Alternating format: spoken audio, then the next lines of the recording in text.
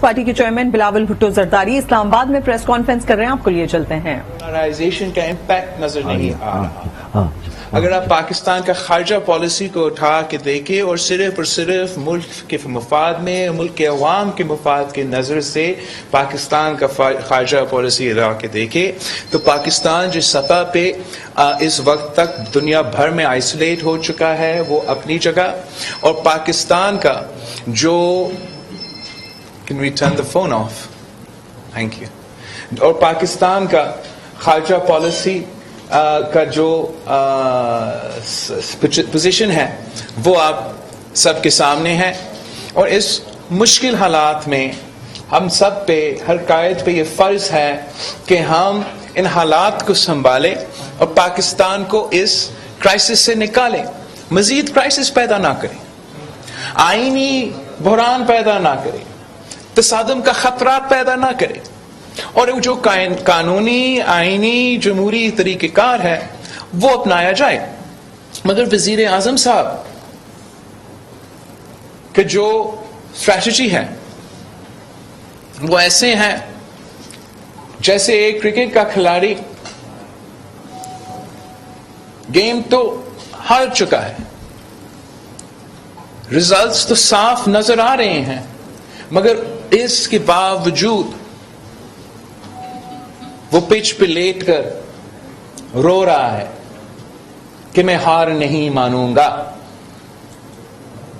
مگر یہ ایک ملک چلانا کرکٹ کا کھیل نہیں ہے، اور وزیر اعظم صاحب اگر اپنا ہار نہیں مان رہا ہے تو اس کا یہ نہیں مطلب کہ وہ نہیں ہار چکا ہے۔ اور جاتے جاتے جس طریقے سے اور جس انداز سے یہ وزیر اعظم ہمارا خارجہ پالیسی، ہمارا معیشت، ہمارے اداروں پہ حملہ آور ہے، وہ آپ سب کے سامنے ہے۔ یہ جو لیٹر کا شوشہ ہے یہ ایک کوشش ہے کہ پاکستان کے عوام کو ایک ٹرک کی بتی کے پیچھے لگایا جائے، اور اس ٹرک کی بتی کافی خطرناک ہے۔ وہ چاہ رہا ہے کہ ایک جھوٹ کی بنیاد کے عوام کو ورگلائیں، اور اگر کوئی عام آدمی سڑک پہ یا کوئی اور یہ کام کر رہا ہوتا تو اس کا کوئی نقصان نہیں ہوتا، مگر وزیر اعظم پاکستان کے حیثیت سے جب یہ کام کیا جاتا ہے تو پورا ملک کا نقصان ہوتا ہے۔ اس وزیر اعظم نے عام ڈپلومیٹک پروسیسز کو متنازع بنایا ہے۔ ہم پوچھتے ہیں اگر خان صاحب 23 فروری کو رشیا پہنچتا ہے تو کیا 23 فروری سے پہلے ہم شہباز شریف کے صاحب کا گھر گئے تھے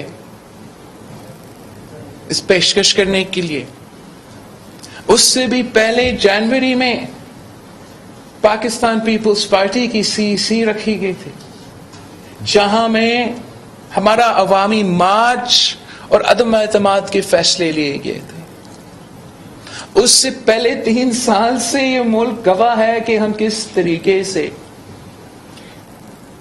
اس سیاسی جدوجہد میں شریک ہیں۔ تو کیا ہمیں پہلے سے پتا تھا کہ آپ نے رشیا جانا تھا؟ کیا ہمیں پہلے سے پتا تھا کہ رشیا نے جنگ کرنا تھا؟ کیا ہمیں پہلے سے پتا تھا کہ یہ عالمی سازش بن رہا تھا؟ میں ہمیشہ کہتا ہوں خان صاحب کو، اس لیے اس کو جھوٹ کہنا کا بہت عادت ہے، کہ اگر جھوٹ کہنا ہے تو اتنا ہی جھوٹ بولو جو لوگ سچ مان سکتے ہیں۔ اس کا یہ جھوٹ کا کوئی پیر نہیں ہے۔ یہ پہلے کہتا تھا کہ اپوزیشن نے مجھے ایک بہت بڑا تحفہ دے دیا کہ ہم عدم اعتماد لے کر آ رہے ہیں، اور پھر اچانک کہنا شروع کر دیا کہ یہ عالمی سازش ہے۔ اب فیصلہ اس نے خود کرنا ہے کہ کیا یہ ہمارا تحفہ ہے یا یہ عالمی سازش ہے۔ حقائق یہ ہے کہ یہ ایک سیاسی قدم کے نتیجے میں ہم اس عدم اعتماد کے نتیجے پہ پہنچے ہیں۔ ہمارا کہنا یہ ہے کہ یہ تاریخ میں پہلی بار ہو رہا ہے، اور اس لیے کہ تاریخ کے پہلی بار ہو رہا ہے، ہم سب کو نہ صرف اس کو ویلکم کرنا چاہیے، ہمیں انشور کرنا چاہیے کہ ہمارا عدم اعتماد ایک پرامن اور مناسب طریقہ سے ہو جائے۔ اس لیے پاکستان کی تاریخ میں جتنے بھی طریقے اپنائے گئے ہیں پاکستان کے وزیر اعظم کو ہٹانا، وہ یا غیر قانونی یا غیر آئینی یا ایٹ لیسٹ غیر جمہوری طریقے رہے ہیں، اور یہ واحد جمہوری آئینی پارلیمانی طریقہ کار ہے۔ یہ واحد پارلیمانی آئینی طریقہ کار کو متنازع نہ بنایا جائے، پاکستان کی قسمت کے ساتھ نہ کھیلا جائے، اور وزیر اعظم صاحب کوئی سیف ایگزٹ ڈھونڈنے کے بجائے، بیک ڈور ایگزٹ ڈھونڈنے کے بجائے، اگر میں نہیں کھیلوں گا تو کسی اور کو نہیں کھیلنے دوں گا کا دھمکیاں دینے کے بجائے ایک آنریبل طریقے سے اس پروسیس کا مقابلہ کرے۔ آپ کے جھوٹ کے جواب ہم ہر دن دے سکتے ہیں، اس پروسیس کے ہم عزت کرتے ہیں، اس لیے ہم جمہوری لوگ ہیں۔ آپ کا اور ہمارا اختلاف، اعتراض کس بات پہ ہے کہ آپ ایک سلیکشن کے نتیجے میں اس قوم پہ مسلط کیا گیا، اس سلیکشنز کی وجہ سے ملک کے سارے ادارے متنازع ہوئے، اور اس سلیکشنز کی وجہ سے جو معاشی اور خارجہ پالیسیز اپنائی گئیں وہ صرف اور صرف آپ کے تھے، پارلیمان کے کنسنسس کے بغیر تھے، اور یہی وجہ ہے کہ ہم آج اس کراس روڈز پہ کھڑے ہیں۔ جب ہمارا عدم اعتماد کامیاب ہو جاتا ہے، آپ سلیکٹڈ وزیر اعظم نہیں رہتے ہیں، تو میرا اور آپ کا جھگڑا ختم ہے۔ لیکن جب تک آپ ایک غیر جمہوری کردار اپنا رہے ہو تو پاکستان پیپلز پارٹی اور غیر جمہوری قوتوں کے خلاف جنگ تو رہے گا۔ میرا اپیل ہے اس ملک کے سارے سیاسی جماعتوں سے، اس ملک کے سارے اداروں سے، ہمارا اسپیکر صاحب سے، کہ اب وقت آ گیا ہے کہ سب ہوش کے ناخن لے۔ ہم سب کے لیے ایک موقع ہے، ملک کے لیے ایک موقع ہے کہ جمہوریت کا بحالی کی طرف ہم آگے بڑھ رہے ہیں۔ ہر کوئی سمجھتے ہیں کہ الیکشن ریفارمز کے بعد جلد از جلد الیکشنز ہونا چاہیے، اور اگر ہم وہ 2018 کا سلیکشن کا داغ دھونا چاہ رہے ہیں، اگر ہم پولیٹیکل سٹیبلٹی اور اکنامک سٹیبلٹی اور فارن پالیسی میں سسٹینیبلٹی لے آنا چاہتے ہیں، تو واحد طریقہ کار یہ ہے کہ عدم اعتماد ہو، الیکٹورل ریفارمز ہو، صاف و شفاف الیکشنز ہو، نیا مینڈیٹ کے ساتھ عوامی حکومت منتخب ہو، اور جو بھی مسائل کا سامنا کرنا پڑے گا وہ حکومت مینڈیٹ کے ساتھ ان مسائل کا حل کریں گے۔ اگر اس جمہوری طریقہ کار میں گڑبڑ ہوتا، اگر ہمارا آئینی جمہوری پروسیس میں اس وقت آئین کا خلاف ورزی یا قانون کا خلاف ورزی یا ایسا کوئی غیر جمہوری کام ہو جاتا ہے، تو ایک خطرہ ہے کہ پاکستان کا اگلا 20 سال اسی طریقے سے متنازع طریقے سے گزریں گے۔ کوئی بھی یہ نہیں چاہتا ہے، اور صرف ایک خان کا، ایک عمران کا انا کی وجہ سے، رونا دھونا کی وجہ سے ہم پاکستان کی قسمت کو اس قسم کا خطرہ میں نہیں ڈال سکتے. ہم عمران خان کا ہر الزام، ہر جھوٹ، ہر کوشش کا جواب دینا جانتے ہیں. یہ ایک موقع ہے اور اس موقع کا فائدہ پورا ملک اور قوم کو اٹھانا چاہیے.